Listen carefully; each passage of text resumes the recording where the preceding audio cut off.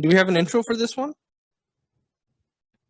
No, but I was thinking, like how Suhaib and Asad recently did the Atom Project, right? And they made that whole link with Gamora and Deadpool and a couple of other characters. So we have Margot Robbie here, we have Gal Gadot here. We could do a whole thing where Wonder Woman steals Harley Quinn's man, right? There's no Margot Robbie. That's not Harley Quinn. No. Oh my God, no. It's the girl who looks like Margot Robbie from Sex Education, right? Emma. Never mind. That's the one. Yeah, that's the one.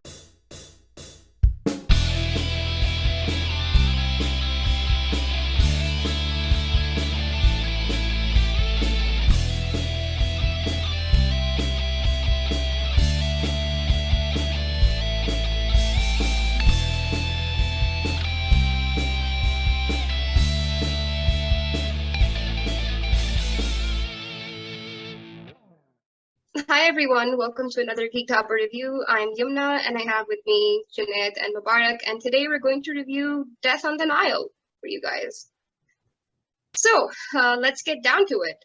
Mubarak, Junaid, what did you guys think? Mubarak, to start. As a sequel to Murder on the Orient Express, it was all right. As a standalone movie, it was all right.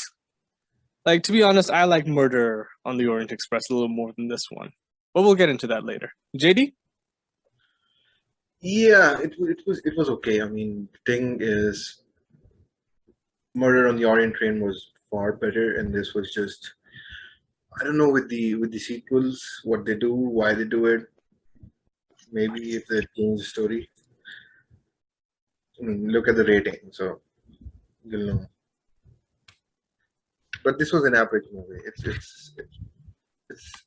It's an average movie. Yeah, that's all I can say. Yeah, like it was average. I agree with you. But when you like Murder on the Orient Express and Death on the Nile had a really good cast, right? Really good ensemble of actors. So that in itself is enough to, like, at least for me, to draw me in. Like when I know that we have Michelle Pfeiffer, Johnny Depp, or in this one we have Gal Gadot, we have I was gonna say Margot Robbie again, but it's Emma Mackey, I think. So, and I think Letitia Wright as well, Yeah. and I think even Mia Harrow. We have Russell Brand, comedian. We have Russell Brand as well, and he did such a good job as an actor. Like, yes. I liked his acting in this one, and I think the last movie that I saw him in was Forgetting Sarah Marshall. That's an old movie.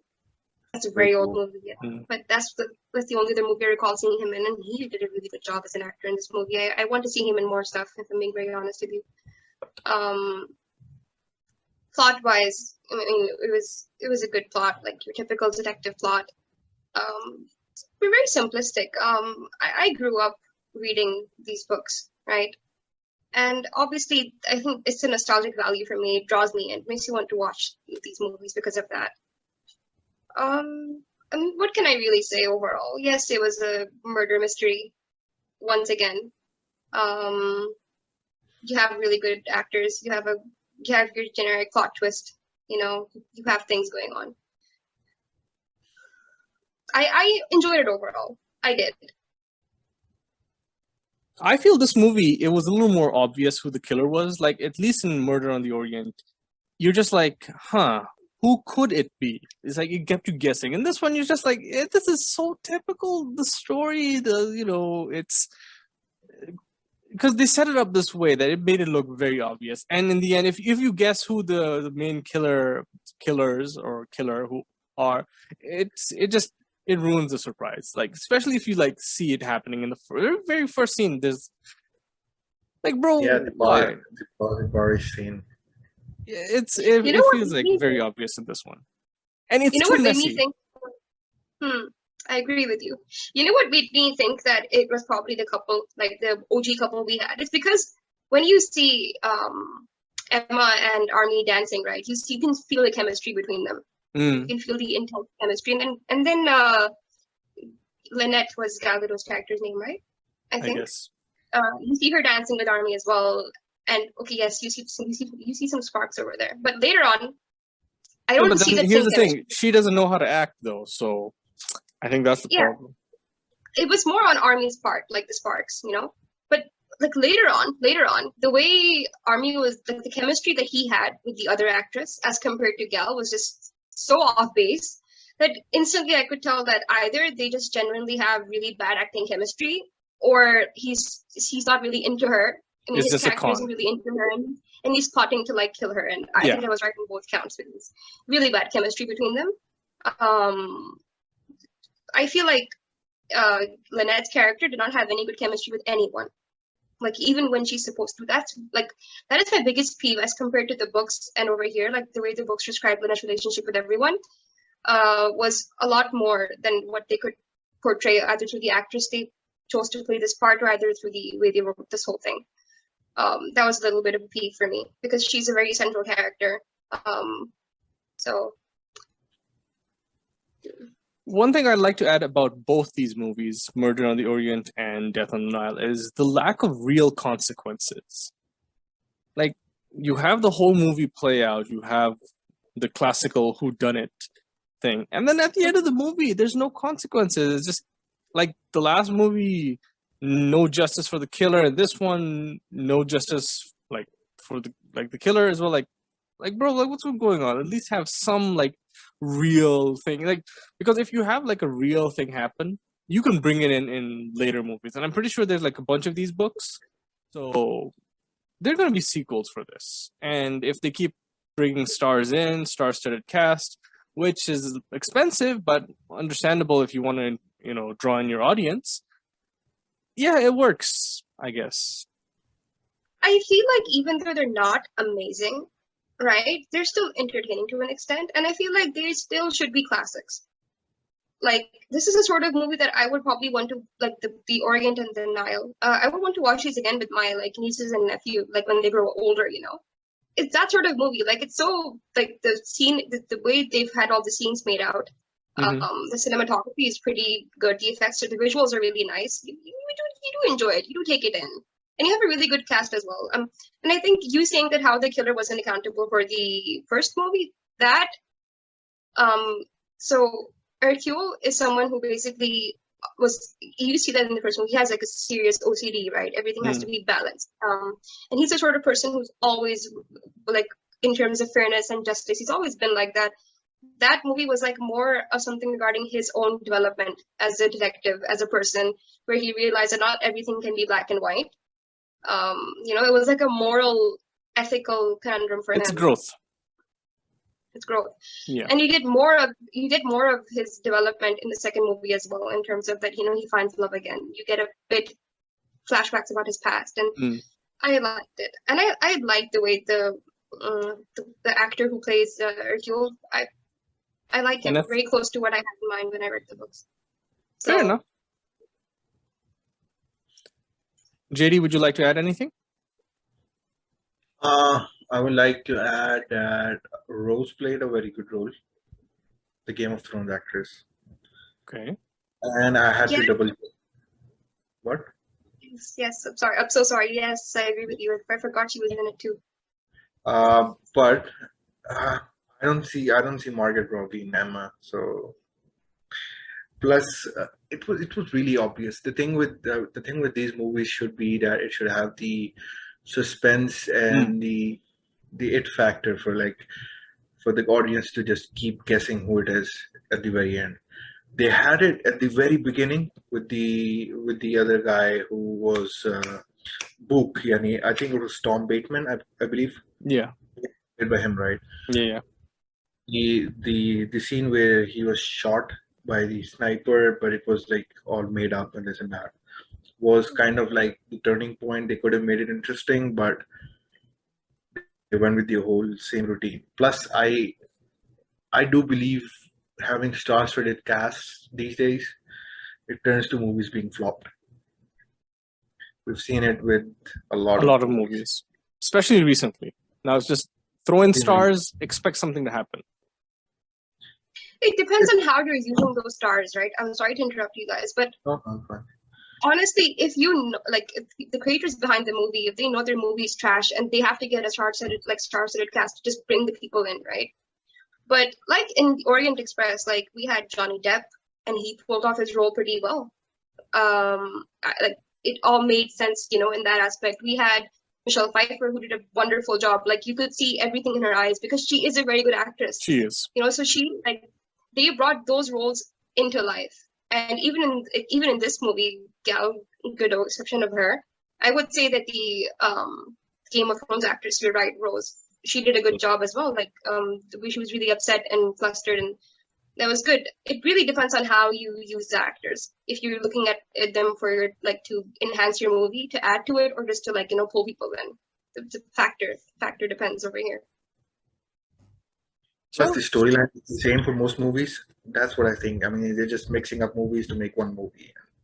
Okay. Why do you think I didn't watch the Adam Project or the Red Notice? Because I could just tell that it's just not going to be fun to watch. Yeah. Also, what are they going to do for the sequel? I mean, we've done a train, we've done a boat. What's next? Plane. A plane. So they're going to have some murders in the plane? How big is your plane? There's many out there. Bro, this isn't Air Force One. We don't have that many rooms in a plane. It's just going to be like people sitting in the same row. They can use Emirates, right? The double one. This is set in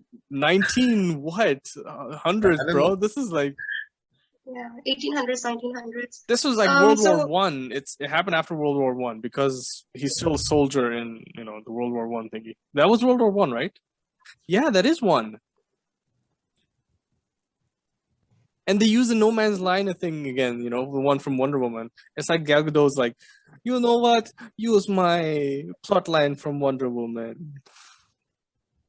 That's my impression. There's a lot they could go with. There is an island setting they could go with. I think there's already a movie out there for that one. And then there were none. Is there a movie out for that? I don't know that one. Sorry. If there was a movie out like for that, it was probably out there ages ago. I'm gonna have to look into it. But if they brought that from the books into like a movie, I would probably enjoy it, and so would you guys, because I quite enjoyed that book. And from my memories as a child, I think I remember not figuring out who it was until the very end. So I think they should go with And Then There Were None. Because it's a cult classic in terms of fiction, and also because I think there's already been a movie made on it. And then there was none, right? Mm-hmm. And Then There Were None. I think there is a movie out for it. Season there for this. I think there is a TV season for this, a mini series. Oh, so basically, Hercule has like a whole long-running series in the UK already. It's already been ongoing. Yep. But if you go with the movie franchise, I think And Then There Were None would be a good one. If they want to keep up the train and basically have a good story behind it too. Mm-hmm. So yeah. There are a whole bunch of books. Like, bro, there are too many to count. There are too many to count over here. And then they have 13 seasons worth of TV show on BBC. And then there's short stories as well. Like there's stuff that these guys can do. Like Agatha Christie, bro. Like her, like like how there's the Hardy Boys, there's Nancy Drew, Sir Arthur Conan Doyle's Sherlock series books. These are one of the primes for like people who used to read back in the day, and I love these books. And I one day want to collect all of them, all of the hard copies of these books again, and have them on my shelf one day, because they're quite enjoyable. You just really want a nice, simplistic, classic, old-timey based detective mystery, going for you. So fun fact, Death on the Nile is a remake because they did this in 1978. Same novel. That's why. And then, which is also a follow-up to Murder on the Orient Express, which means that if they go this direction, the next movie should be Evil Under the Sun. Depends on the plot, because some of these have like a really simplistic plot. Some of them have a complex plot. It depends on the plot. I mean, I don't remember what the story behind that one was. I haven't read all of them. The Sun is on an island, so you were right. And Then There Were None is on an island, I believe. There's also another one on another like boat ship thing. where the wife mysteriously on the beach gets poisoned or dies, and then Hercule has to investigate who it was, and then he looks into all the suspects. So So there's a whole bunch there's of lots of there's a lot of books and there's a lot of potential there. Wouldn't this have been better as a TV series as the British already have? Like have this with an American cast. Could be better. because I think the series is already nailed it. Lowered the in budget, terms of take out the big names, keep one big name in there, and you have a good show. Then why wouldn't I just watch the We're- British series? It's been going on for so many years. Well, you You know, could if you Why want. not focus on one story, make a big movie out of it, get an ensemble cast, get good visuals, and just make the best out of it. Could work. We're rambling. Let's get to our ratings. What do you say? We're For both rating or for this Death on the Nile. No, just Death on the Nile. I have it personally as a 6.5, Same, less than what I 6.5. had for Murder, which I'm not going to say over here, but less than Murder. JD, 6.5. Same. It's the same thing. Yamna? 6.5. Wow, that's 6.5 all across the board, and I feel Yeah. like that's a very fair score. And yeah, that's good. Anyways, thank you all for watching. Be sure to like and subscribe if you haven't already, and we'll see you next time.